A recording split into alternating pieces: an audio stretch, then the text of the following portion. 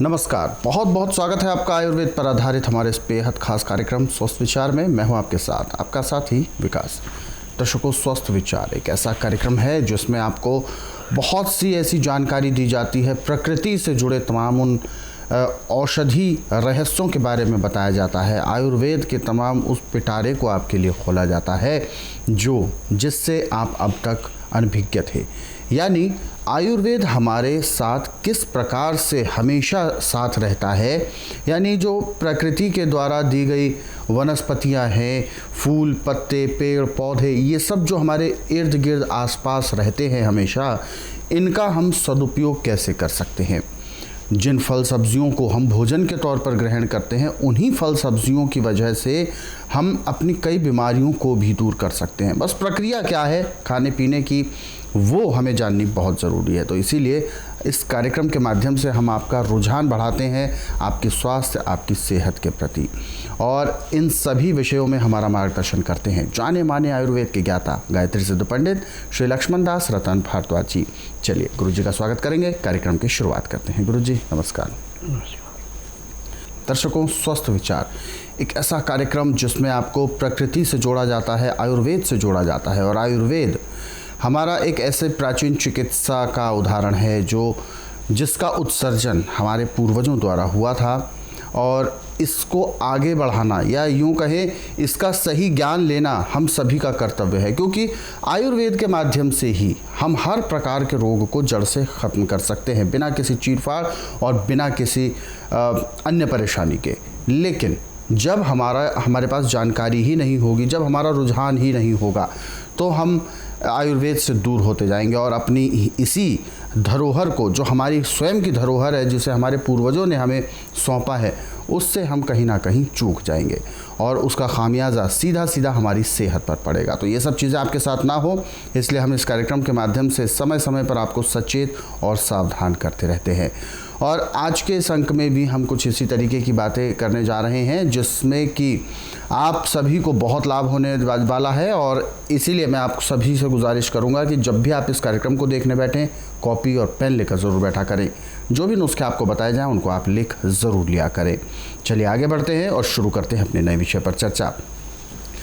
गुरु जी, हष्ट पुष्ट शरीर, बढ़िया सुडौल शरीर हर कोई चाहता है, लेकिन उसके एवज में कहीं ना कहीं वो मोटापे को अपने साथ ले लेता है, और मोटापा जब एक बार शुरू हो जाए तो कहते हैं वो आसानी से फिर जाता नहीं है। मोटापे की वजह से ऐसा सुनने में आता है कई प्रकार के रोग बढ़ते हैं। सबसे पहले मैं जानना चाहूँगा कि आखिर मोटापा अपने आप किस तरीके से हो जाता है, सामान्य खान पान के माध्यम से भी हम कैसे इस मोटापे को अर्जित कर लेते हैं। देखिए, मोटापा होने का कारण एक नहीं, इसके अनेक कारण जी। सबसे पहला कारण तो ये है आपका कि आप चलना फिरना पसंद नहीं करते जी। या तो चारपाइयों पे सोना पसंद करते या गद्दों पे लेटना पसंद करते हैं, आपका मोटापा तो बढ़ेगा। बिल्कुल। और दूसरा, जितनी भी हम आजकल आर्टिफिशियल चीज़ें खाते हैं, इससे जाके आपका लीवर बिगड़ता है, लीवर पूरा पचाता नहीं है, या तो फैटी लीवर हो जाता है या लीवर पे चिकनाहट बैठ जाती है, पैंक्री इंसुलिन नहीं बनाती, पित्ते में तेजाब बढ़ जाता है, पेट में जाके जब वो सड़ता है तो उससे गैस फूल के पेट, क्या पूरा शरीर ऐसे फूलता है जैसे गुब्बारा फूलता है। और तीसरा इसका सबसे बड़ा कारण है कि जिसने खाना खाया और गप्पे मारी बैठ के मेहनत करनी नहीं, मोटापा बड़ी जल्दी उसको घेरता है।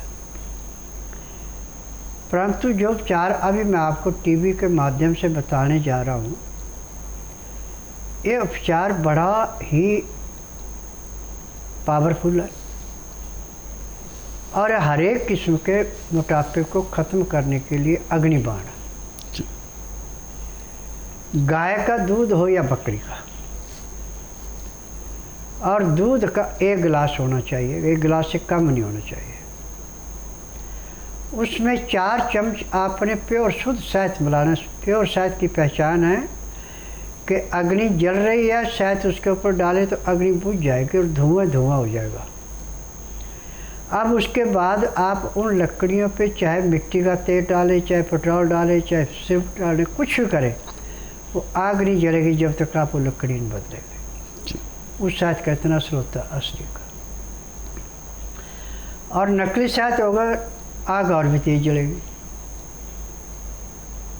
दूसरी पहचान है प्योर शहद की कि आप खौलता हुआ पानी शीशे के गिलास में डाल लें, गिलास का पहले वजन कर ले, वजन करके वो लिख के रख ले। अब उसको पानी से भर दें, खौलते पानी से। अब उसके अंदर आप तोल के 10 ग्राम या 20 ग्राम जितना शहद डालना चाहे उतना डाल दें। और जब पानी पूरा ठंडा हो जाए तो उस पानी को गिलास में से निकाल दें। शायद तो आपका गिलास के पैंदे में ऐसे बैठ जाएगा जैसे पानी में पत्थर बैठता है, परंतु पानी की एक बूंद भी अपने अंदर सिमटेगा नहीं, सारे पानी को फेंक देगा।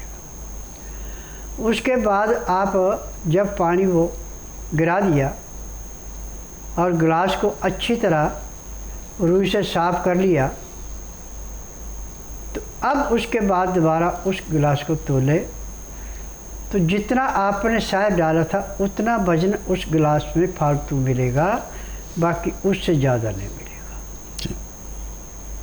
ये असली शहद की पहचान है। ये शहद 4 चम्मच 1 गिलास दूध में मिला के और 1 गिलास पीने में कम से कम आप आधे घंटे का समय लगाते हैं। तो आप प्रतिदिन आपका 200 ग्राम से लेकर किलो तक वजन घटा सकते हैं, परंतु इसका नियम है कि सबसे पहले आप सुबह आपका पेट साफ हो ना हो, आधा घंटा कपालभाति, 15 मिनट भस्त्रिका, 8-10 बार अग्निसार, 15-20 बार विजयी, 25-30 बार ब्रह्मणी, 1 घंटा लोन रोन करना अति आवश्यक है। उसके बाद मंडूकासन, पवन मुक्तासन, गौमुखासन, शवासन, सर्वांगासन, हलासन, शीर्षासन, ये सारी क्रिया करनी अति आवश्यक है। 1-1, 2-2 मिनट कर लें।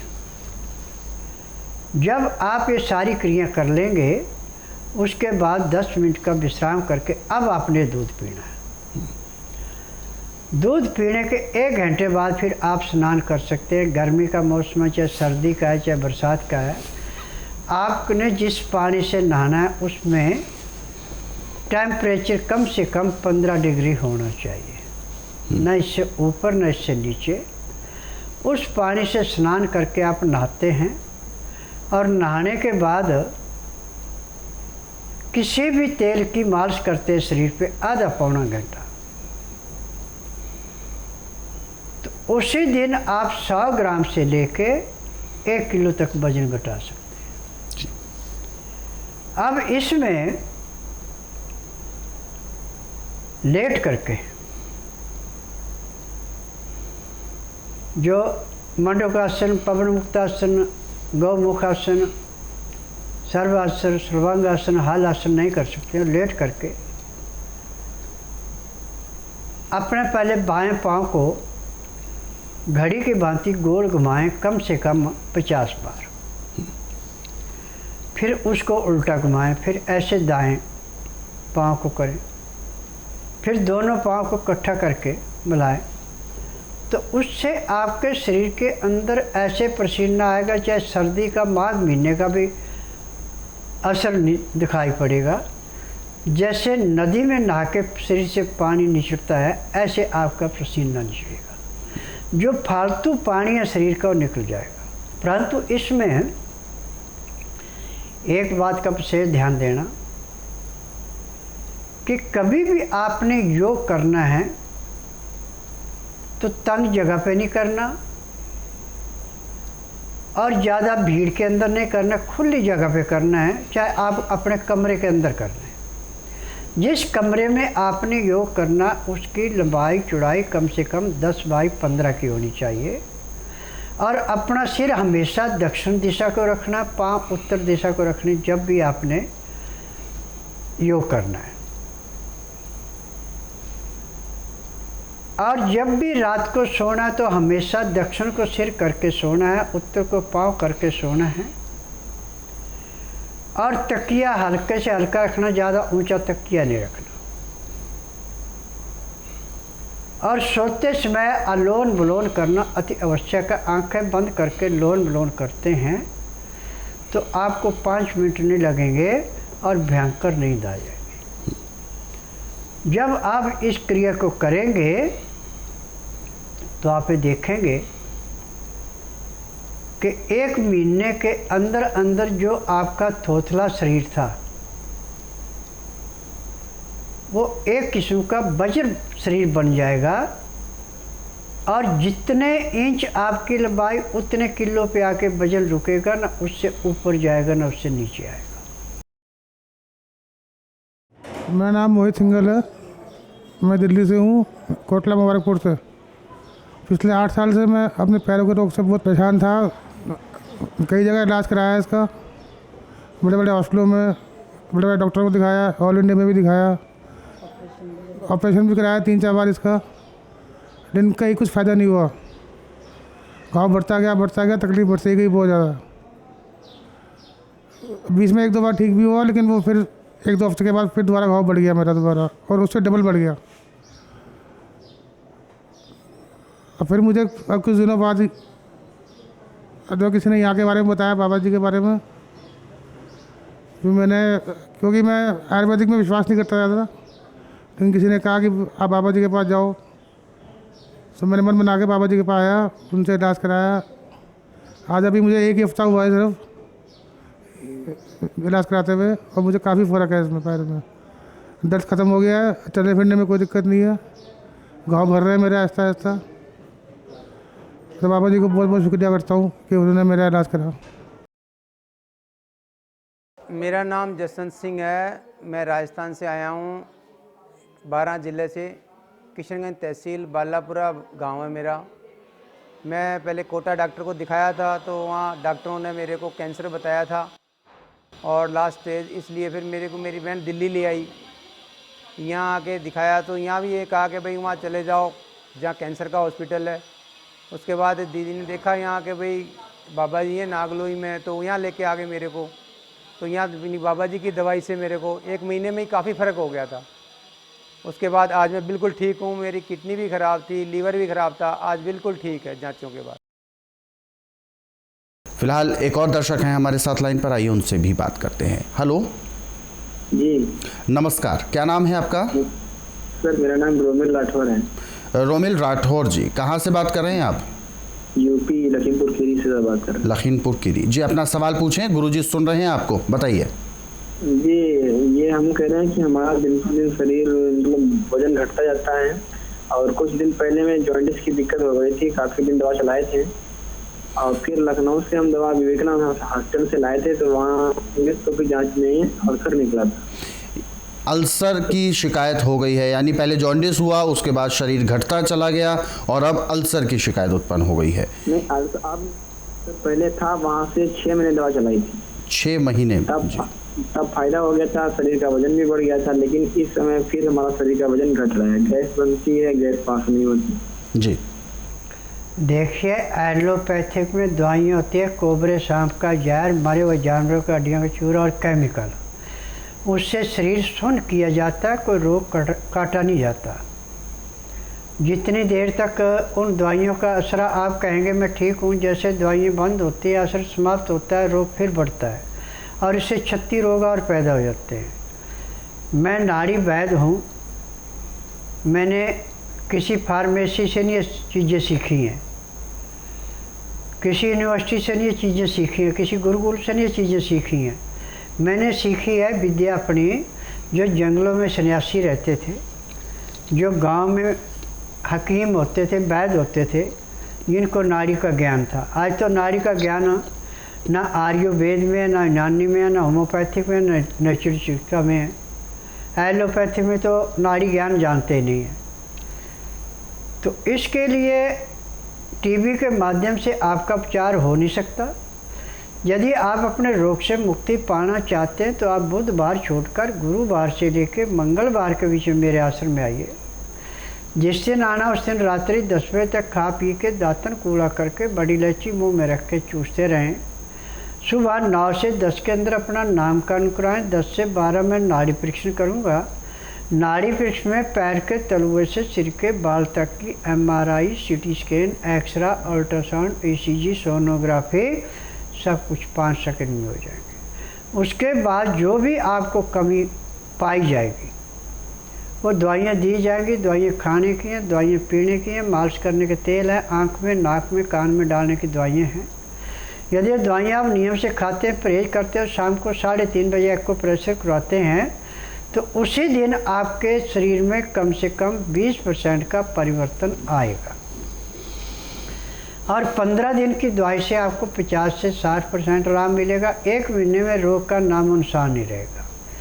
परंतु यहाँ पे जो परहेज है परहेज करने पड़ेंगे। मेरे परहेज में पंखा, कूलर, AC नहीं चलता, ठंडा पानी नहीं पीते, चाय, कॉफ़ी, मीट, अंडा नहीं चलता, आर्टिफिशियल चीज़ें नहीं चलती, साधारण खाना खाया जाता है, नॉर्मल वातावरण में रहा जाता है और पानी हमेशा हल्का गर्म पिया जाता है। लहसुन, प्याज, अदरक का प्रयोग ज़्यादा से ज़्यादा किया जाता है तो जाके रोगों से मुक्ति मिलती है। फिलहाल एक और दर्शक जुड़ गए हैं हमारे साथ लाइन पर, आइए उनसे भी बात करते हैं। हेलो। हेलो, नमस्कार। नमस्कार जी। क्या शुभ नाम है आपका? मेरा नाम अशोक कुमार है जी। अशोक जी, कहाँ से बात कर रहे हैं आप?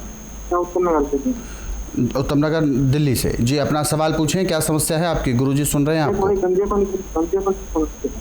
गंजेपन की समस्या है। कब से है आपको दिक्कत? काफी दिन हो गए, 4-5 साल से हो गए। 4-5 साल से बिल्कुल गंजापन हो गया है इनको। देखिए, गंजापन होने का एक कारण है, इसके 4-5 कारण होते हैं। यदि बालों की जड़ों में नज़ला रुक गया तो गंजापन आएगा। यदि आप आर्टिफिशियल चीज़ें ज़्यादा खाते हैं, फ्रिज में रख के ज़्यादा खाते हैं, AC में सोना, काम करना पसंद करते हैं, बाल तो झड़ेंगे।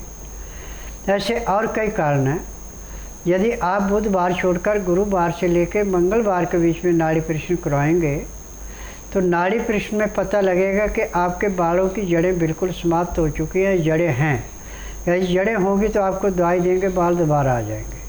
यदि जड़ें समाप्त होगी तो ना दवाई दी जाएगी, ना आपको उपचार बताया जाएगा। फिर आपको कहा जाएगा कि आप जाइए, अब अगले जन्म में बाल आने हैं। क्योंकि बालों की जड़ें गलने के लिए नज़ला और आर्टिफिशियल चीज़ें जो हैं ये सबसे ज़्यादा ख़तरनाक है। फिर उससे ज़्यादा है आपका फ्रिज का खाना, बेटाइमा खाना, AC में सोना, AC में काम करना। जी, तो ये सारी चीज़ें बिल्कुल ठीक होंगी, लेकिन इसके लिए आपको स्वस्थ विचार आश्रम आना है। अधिक जानकारी के लिए हेल्पलाइन नंबर्स पर आप कॉल करें, नंबर आपके टीवी स्क्रीन पर है। अगले सवाल की ओर बढ़ते हैं। निर्मल सिंह जी बात कर रहे हैं हरियाणा जींद से और इन्होंने अपना सवाल भेजा है। इनके पैर में ज़ख्म हुआ था आज से 3 साल पहले और वो ज़ख्म अब एक तरह से नासूर बन गया है। हालांकि बहुत सारा ट्रीटमेंट कराया, लाभ नहीं हुआ। गुरुजी का कार्यक्रम देखते हैं, बता रहे हैं ये, उसमें जो पेस्ट बनाकर उस चोट में डालने के लिए कहा था वो किया, लेकिन उसमें कुछ बारीक, बहुत ज़्यादा बारीक कीड़े निकलते हुए दिखाई दिए जब उसमें से वो डाला गया। कुछ अदरक का कुछ ऐसा बता रहे हैं। तो अब ये बता रहे हैं कि अब इसके आगे क्या करना है, क्योंकि दर्द ज़्यादा बढ़ गया है उसमें। देखिए, टीबी के माध्यम से आप कभी भी अपना उपचार नहीं करा सकते। नसुर जब 3-4 साल पुराना है तो पहले आपको आश्रम में आकर नाड़ी परीक्षण करवाना पड़ेगा। नाड़ी परीक्षण करने के बाद फिर जहाँ पे आपका नासुरा हो सकता है वहाँ से कुछ चमड़ी काटनी पड़े। उसके बाद जब दवाई लगाई जाएगी तब ये नासुर समाप्त होगा, ऐसे समाप्त नहीं होगा। क्योंकि जब कोई रोग बिगड़ जाता है और हड्डी तक पहुंच जाता है तो उसमें बहुत भयंकर दर्द होता है। हड्डी तभी बचेगी जब वो जो पक्की चमड़ी हो चुकी है उसको काट के जो अंदर की गली हुई चमड़ी है उसके ऊपर दवाई जाएगी, असर करेगी तो रोग कटेगा। बिल्कुल। तो हालांकि इस तरीके का जो भयंकर रोग है इसमें आप खुद से किसी भी प्रकार का एक्सपेरिमेंट ना करें, ये गुरुजी ने स्पष्ट बोला है। ये उपचार जो बताए जाते हैं ये उपचार तब के लिए होते हैं जब रोग शुरुआती दौर का होता है। तो आपका रोग जब इतना पुराना है यानी 3 साल से ऊपर हो गया है तो उसमें एक्सपेरिमेंट आप बिल्कुल ना करें। जल्द से जल्द आप स्वस्थ विचार आश्रम आएँ, अपने इस रोग को और बढ़ने के लिए बढ़ावा ना दें। अधिक जानकारी के लिए हेल्पलाइन नंबर्स पर कॉल करें, नंबर आपके टीवी स्क्रीन पर है। दर्शकों, आप इस कार्यक्रम को रोज़ाना देखते हैं, सराहते हैं, इसके लिए आपका बहुत बहुत धन्यवाद। और साथ ही साथ हम आपको बताना चाहेंगे इस कार्यक्रम में जो तमाम नुस्खे बताए जाते हैं, उपचार बताए जाते हैं, इनको आप विशेष तौर पर पढ़ना चाहते हैं तो स्वस्थ विचार पुस्तकों के ज़रिए पढ़ सकते हैं। इन पुस्तकों को आप हेल्पलाइन नंबर्स पर कॉल करके मंगवा सकते हैं। और स्वस्थ विचार कार्यक्रम को आप संस्कृति टीवी के माध्यम से देखते हैं। संस्कृति टीवी को अपने टेलीविज़न पर लाने के लिए या जो दर्शक इस कार्यक्रम को, इस टीवी चैनल को नहीं देख पा रहे हैं, वो अपने नज़दीकी केबल ऑपरेटर से आज ही संपर्क करें। किसी भी प्रकार की तकनीकी सहायता के लिए हेल्पलाइन नंबर्स टीवी स्क्रॉल में चलाए जा रहे हैं, उस पर आप कॉल कर सकते हैं। फिलहाल कार्यक्रम में वक्त इशारा कर रहा है विराम देने का। गुरुजी, आप हमारे स्टूडियो में आए, कीमती मार्गदर्शन दिया, आपका बहुत बहुत धन्यवाद। नमस्कार। दर्शकों, आज के इस विशेष कार्यक्रम में बस इतना ही। आप सभी लोग स्वस्थ रहें, निरोगी रहें। इन्हीं शुभकामनाओं के साथ हम आपसे लेंगे इजाज़त। अगले अंक में आपसे फिर होगी मुलाकात एक नए विषय के साथ। तब तक के लिए मुझे दीजिए आज्ञा। नमस्कार।